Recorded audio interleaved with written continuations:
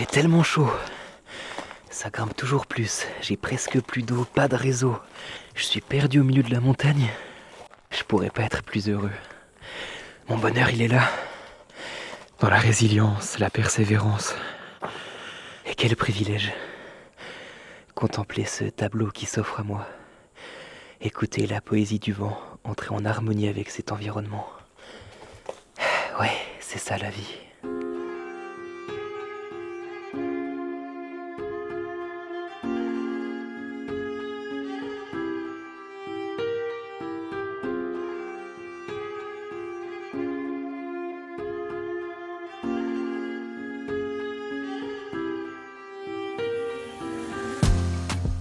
Il y a quelques mois, j'ai eu l'opportunité de me rendre en Tunisie.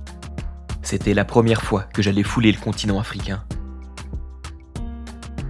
Après plusieurs jours de festivités auxquelles j'étais convié, j'ai pris la route, seul, en partant à l'inconnu, en me laissant porter par le vent, les rencontres et mon instinct. Ce qui était important pour moi, c'était de découvrir le pays en évitant les zones touristiques et trop peuplées. Je suis passionné et amoureux de la faune sauvage, et même si la saison ne s'y prêtait pas forcément, je voulais me plonger en pleine nature, me laisser guider et avoir la chance d'observer certaines espèces in situ tout en profitant d'un environnement grandiose. Après avoir quitté Sfax, j'ai vagabondé dans quelques villes et villages. Je n'avais quasiment jamais ma caméra en main. Je souhaitais le plus possible me fondre dans la masse, rester discret pour m'imprégner de l'atmosphère et observer le quotidien d'un pays complètement différent du mien. Une façon de vivre pleinement mon premier voyage en solitaire à l'étranger. Et puis un jour, j'ai entendu parler d'une montagne, un endroit mystique, un petit paradis en milieu hostile.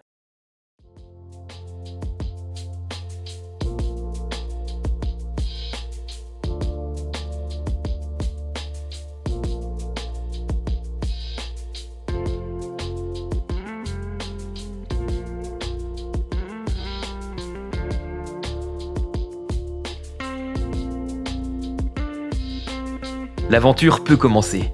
J'ai vérifié mes provisions une dernière fois. Les températures avoisinent régulièrement les 40 degrés. L'eau sera vitale. Je la privilégie à la nourriture que je prends en quantité réduite. Je ne peux me permettre de charger encore plus mon sac à dos, lui qui est déjà plein à craquer. Je pars pour plusieurs jours, il faudra donc que je gère parfaitement mes stocks.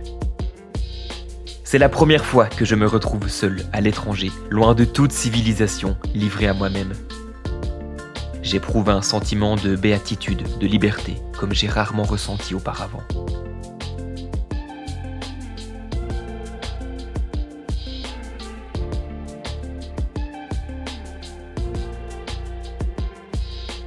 Cela fait maintenant plus d'une heure que j'ai fait mes au revoir au dernier village. Le paysage se fragmente, d'immenses massifs rocheux se dressent face à moi. Il y a bien plus de végétation qu'au sud du pays. Le silence règne en maître, mais plus je prends de la hauteur, et plus la brise vient chatouiller la cime des arbustes, émettant un doux murmure éolien.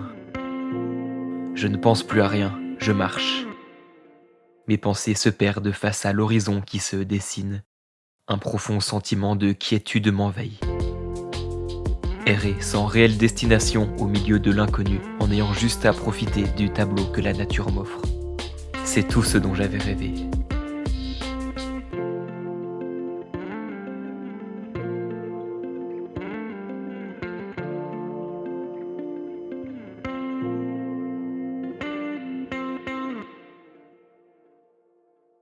Le soleil commence à se dissiper. Je ne sais pas depuis combien de temps je marche, j'ai l'impression d'être complètement déconnecté du monde réel tant le spectacle qui s'offre à moi me transporte.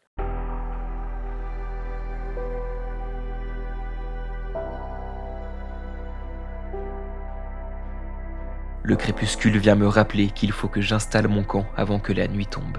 Et puis, la soif, la faim et mes jambes de plus en plus lourdes me ramènent à la réalité. J'arrive sur un premier sommet. Je distingue une vieille bâtisse au loin, mais un groupe de chiens errants surgit et m'interdit de m'en approcher. Demi-tour. Un petit arbre attire mon attention quelques mètres plus loin sur la corniche, face à un panorama à couper le souffle. Je tombe sous le charme, je dois m'installer ici.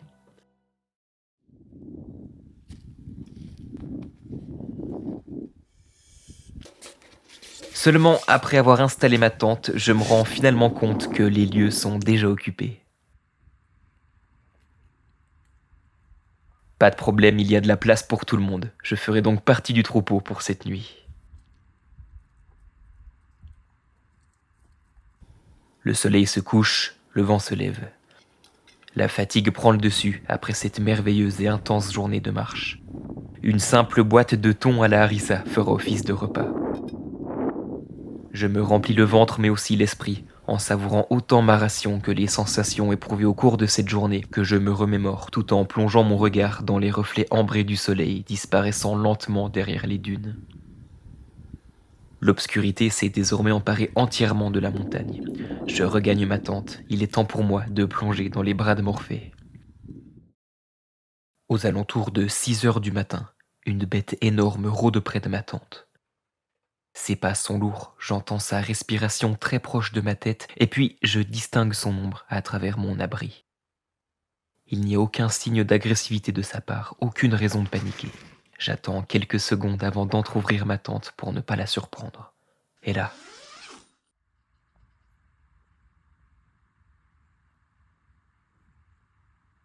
Je ne sais pas ce que tu fais là toute seule alors que ton troupeau a décampé dans la nuit, mais bienvenue à toi, heureux de te rencontrer. Et puis, quelques minutes plus tard, les chiens errants beaucoup plus calmes qu'hier tentent de m'approcher. Je crois qu'ils tolèrent désormais ma présence, même si l'un d'entre eux reste tout de même en retrait, me paraissant un peu plus craintif. Ils ont l'air affamés, alors je leur donne une boîte de légumes. C'est la seule chose que j'ai en ma possession qui me paraît comestible pour eux. Je suis désolé les gars, j'avais que ça. Que des légumes. Ouais, ça fait l'affaire quand même. Je vais aussi tirer de l'eau dans un puits que j'ai trouvé à proximité la veille. Ils ont un nombre incalculable de tiques, ainsi que des plaies mal cicatrisées. Ça me fait mal au cœur, mais je ne peux malheureusement pas faire grand-chose de plus. J'ai bien récupéré, je me sens en forme, et aujourd'hui, je vais pouvoir explorer pleinement mon nouvel environnement. Si je suis venu ici, c'est d'abord pour me dépayser et passer un moment hors du temps, dans un environnement inconnu. J'ai toujours eu soif d'aventure et cette première expérience, seule à l'étranger, m'exalte et aiguise tous mes sens. Je me mets dans la peau d'un explorateur et débute ma conquête zoologique. S'il y a dans ce monde une personne capable de s'extasier devant un lézard ou un scarabée, c'est bien moi. Et tous les animaux, quels qu'ils soient, m'ont toujours fasciné, du plus petit au plus grand. Et une des raisons qui m'a poussé à me rendre ici, c'est l'opportunité de découvrir une faune différente, de nouvelles espèces. Et ça, c'est ce qui me stimule le plus.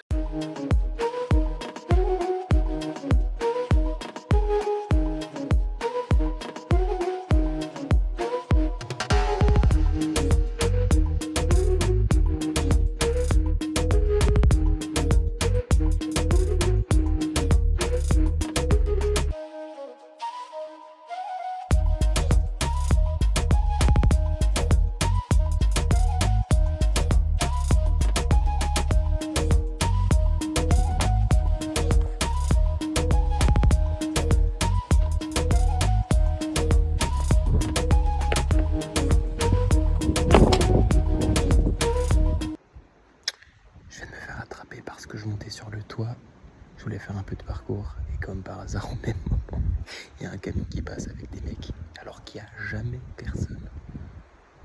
Et là du coup je comprends pas ce qu'ils veulent, ils m'ont dit d'attendre je crois. On va voir, ils arrivent.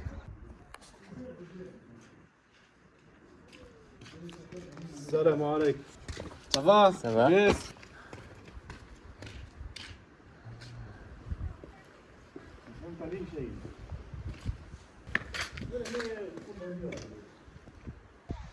Bon, je crois que l'affaire est réglée, les mecs. Il m'a envoyé un autre gars qui a checké un petit peu qui j'étais, ce que je faisais, si j'avais pas dégradé, j'imagine. Il m'a checké, et puis là, ils sont repartis. Affaire conclue. Évidemment, la première règle, c'est de toujours respecter les lieux dans lesquels on se rend. Je n'ai rien dégradé, rien abîmé, mon campement à peine plus loin était propre, tous mes déchets ramassés. Je voulais seulement faire quelques sauts sur cet ancien bâtiment qui avait une architecture que je trouvais très intéressante, et puis en profiter pour prendre quelques clichés. Ces messieurs l'ont vite compris, ont été très courtois et sont repartis aussitôt. Ce bâtiment d'ailleurs est un refuge, niché en plein cœur de la montagne. Donc voilà en fait, tout ce que vous voyez là, c'est un gîte, une petite auberge où vous pouvez venir dormir.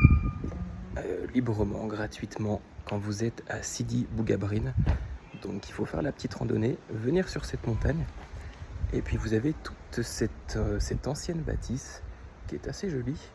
Et puis vous avez quelques petites chambres comme ça à disposition.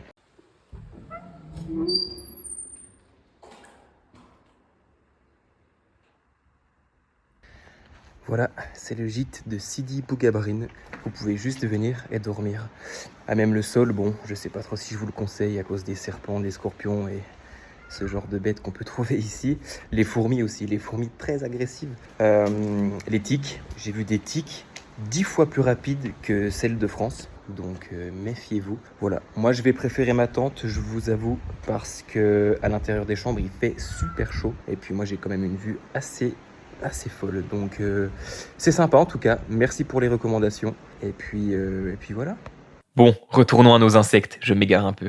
Mais lorsque j'explorais, je n'ai pas pu m'empêcher d'aller jeter un œil à ce bâtiment lorsque je l'ai aperçu. Évidemment, c'était plus fort que moi et la petite grimpe était forcément de pair. Mais aujourd'hui, j'ai dit que je me consacrais uniquement à la recherche et l'observation des autres habitants de la montagne. Les plus petits, avec plus de pattes, d'antennes ou d'écailles. Et pour ça, il faut que je retourne fourrer mon nez dans les bosquets et les rochers. La montagne est aride et le terrain très rocailleux. Quelques plantes épineuses parsèment le sol. Les espèces sont difficiles à débusquer. Survivre dans ce biotope demande beaucoup de résilience et des capacités très particulières. Le fruit d'une adaptation et d'une évolution durant des milliers d'années. Je croise tout de même une mangouste qui m'espionne au loin, dressée sur un rocher. Malheureusement, je n'ai pas le temps de dégainer ma caméra avant qu'elle ne tourne les talons. Je me rends compte que quelques vautours pernoctaires volent au-dessus de ma tête, peut-être dans l'espoir que je m'effondre, afin de venir grignoter ma charogne. Et puis, à force de chercher, je rencontre enfin la petite faune tunisienne.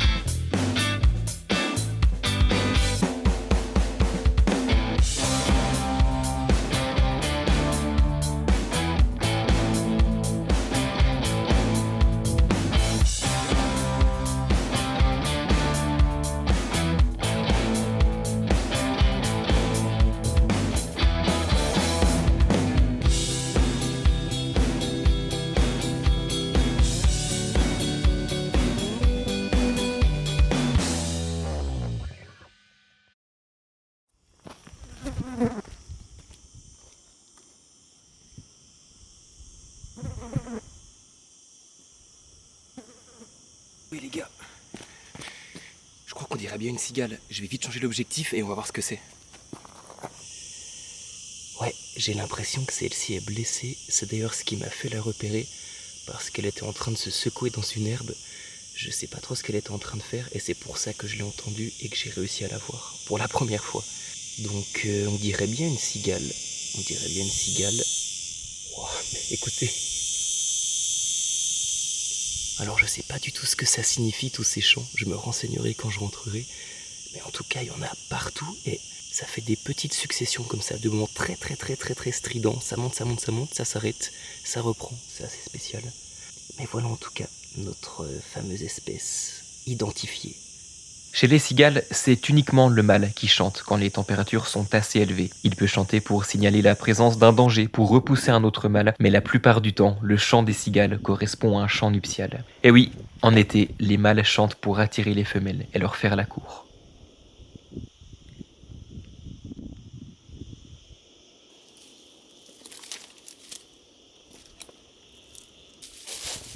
Il y a un big lézard les gars, vite, changement d'objectif.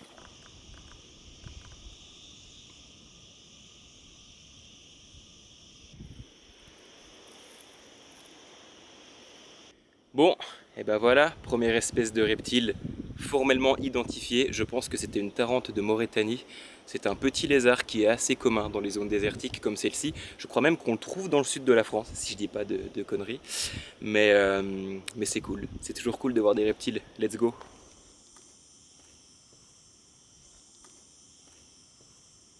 Effectivement, je m'y attendais. On est au mois de juin, quasiment au mois de juillet. Donc les journées sont très très chaudes. C'est la pire période de l'année au niveau des températures. Donc évidemment que la journée, les animaux vont se dissimuler sous des pierres, sous des troncs, un peu où ils peuvent trouver de la fraîcheur. Donc en plein après-midi comme ça, c'est très difficile de trouver des espèces. Je retenterai une sortie crépusculaire pour voir si on peut trouver quand même... J'aimerais bien quelques reptiles. Si on peut trouver un serpent ce soir, ce serait super. Et des scorpions aussi. J'aimerais beaucoup trouver des scorpions. Donc on retentera la sortie à la tombée de la nuit, voir un petit peu ce qu'on peut trouver. Et puis sinon, bah voilà, je me promène. C'est exceptionnel. C'est juste exceptionnel. Je suis en plein rêve. J'ai l'air un peu naïf, mais je vous jure que là, je ressens un bonheur comme j'ai rarement ressenti.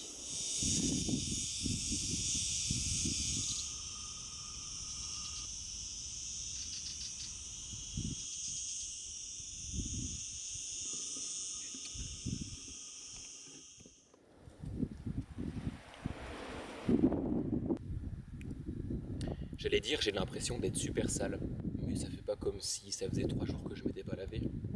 Oh, on n'est pas à ça près. Je dérange qui ici avec mon odeur? Qui est-ce que je dérange? Pas de réponse. Tout va bien.